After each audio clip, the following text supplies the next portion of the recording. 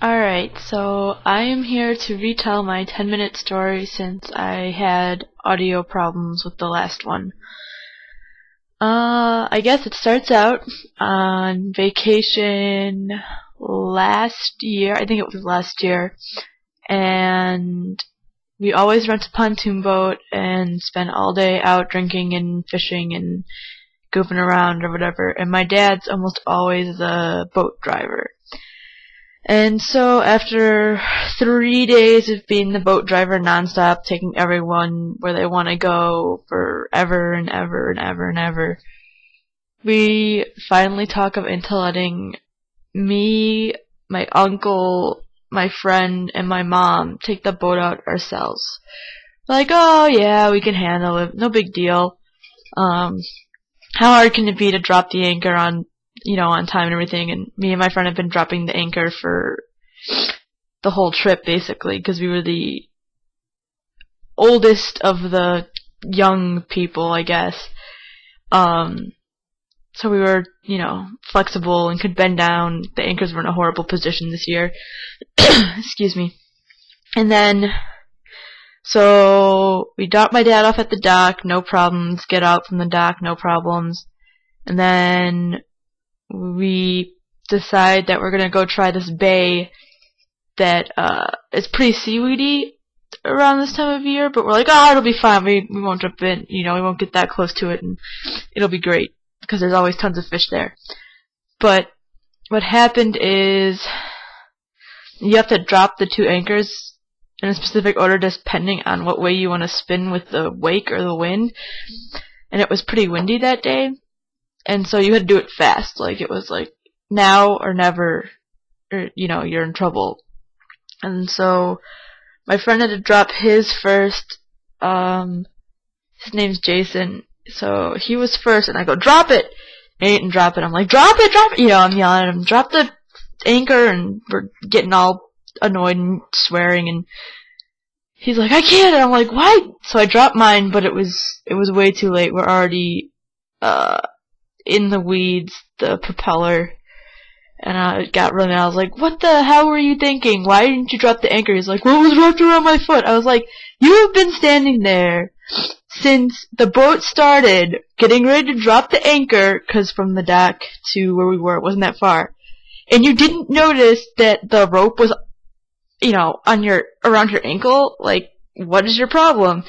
He's like, I'm sorry. I'm like, well, sorry doesn't get the boat out of the freaking seaweed, jerk. And so, a side note for that is that, when we, like I said, when we go fishing pretty much all day and all night from like 6 in the morning till dark. And so, unless you have to take a wicked number 2, you get in the lake and you pee, or, whatever, pee off the side of the boat if you're a guy. And so I always wear my bathing suit underneath whatever clothes I decide to wear that day. And so I was voted to jump into the lake and pull a pontoon boat out of the weeds.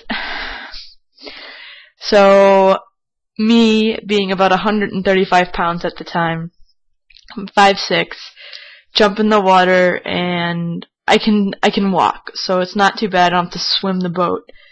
The lake was maybe 5 feet deep, so my head was above water and a little bit of my shoulders or whatever. But as I'm pulling it out, it's getting deeper and deeper, and so then I'm walking, and I have to hold my head up, like, with my chin towards the sky, and I'm walking, and then I'm trying to walk on my tiptoes with my head towards the sky, and finally it's like, I can't walk the boat anymore, I have to swim.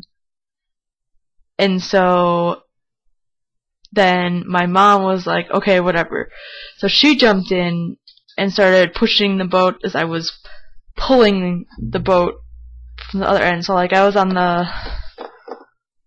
the back end by the propeller, and my mom was at the front end. And so she's about 2 or 3 inches taller than me, like 5'8", 5'9". And so she gets out a little further, and I've been swimming for 20 minutes straight now. Like, I'm exhausted. I just jumped in, no life vest, no anything, because we figured it was going to be pretty shallow for a while, and it'd be real easy to get it out. And so finally it's like, okay, my friend Jason, him and his family own a motorboat, like a speedboat, for skiing and fishing and stuff, so he knows how to drive a boat fairly well. So he gets behind the wheel, and he's like, alright, get to the side, Aubrey. Don't let go of the rope, but get to the side. I'm gunning it. And if anyone had told my mom to do that, she would have, like, freaked out and panicked and been like, I can't do that, I'm gonna break the boat, the propeller's gonna fall off, or whatever, you know, get tangled. And he just goes, look out, turns the boat on, drops the motor and the propeller, like, from above the water straight in, hits reverse, and just, you have to, like, push or pull, depending on what direction you want to go, and just pulls it straight back, and all of a sudden you hear, and water's flying in the air, and, like, bubbling and exploding everywhere. And the boat just goes rocketing backwards, and I'm like, I just let go of the rope. I'm like, I'm not gonna, no, this isn't gonna work. I'm gonna get my arms ripped off. And so he gets it out. My uncle drops an anchor, and like I said, I've been swimming for almost a half an hour now. I haven't been able to touch the ground. And then my uncle's like, do you want us to come get you? And me and my mom, we're already like doggy paddling, swimming, whatever, back to the boat. And I'm like, no, I just want you to drop the anchors. We'll swim, it'll be fine. And my mom wasn't tired because she'd been standing the whole time, so she's swimming, she's okay. And I get about halfway to the boat. It's maybe 30 yards, like 60 feet from where I was to the boat. And so she's like up to the boat, so it's fine. And I'm about halfway, and I'm just like floating on my back, because I'm just so tired now. And I'm like, you know, the anchors are down, and everyone's at the boat except the person that did all the hard work.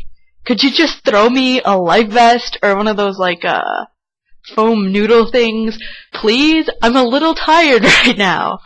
And so my friend's like, oh, my uncle and him, they're all like running around trying to find a flotation device so I don't drown after, you know, saving our rear ends. And so finally I get on the boat, and we notice that, like, the anchors were all muddy, and we had put them back up, which we knew, you know, you have to swing them in the water to, like, wash them off. What else? Oh, and me and my mom were, like, covered in gooey mud, sand, seaweed bath. It was disgusting. So we were like, okay. And, like, I got on the boat, I was so tired, I couldn't get back in to, like, rinse off. And so, like, I walked out, and then all of a sudden my mom's like, oh, shit! And my mom doesn't like to swear in front of me, even though she's gotten to we've gotten to the point where, you know, I'm gonna be 22, I have my own life, sometimes people swear. You know, I don't drop huge curses, but it's kind of funny to hear my parents swear around me still, because they're my parents, and they never really did growing up. So she's like, oh, shit! And I'm like, what? What happened? You know, I'm thinking we're floating back in, the anchors didn't drop well enough.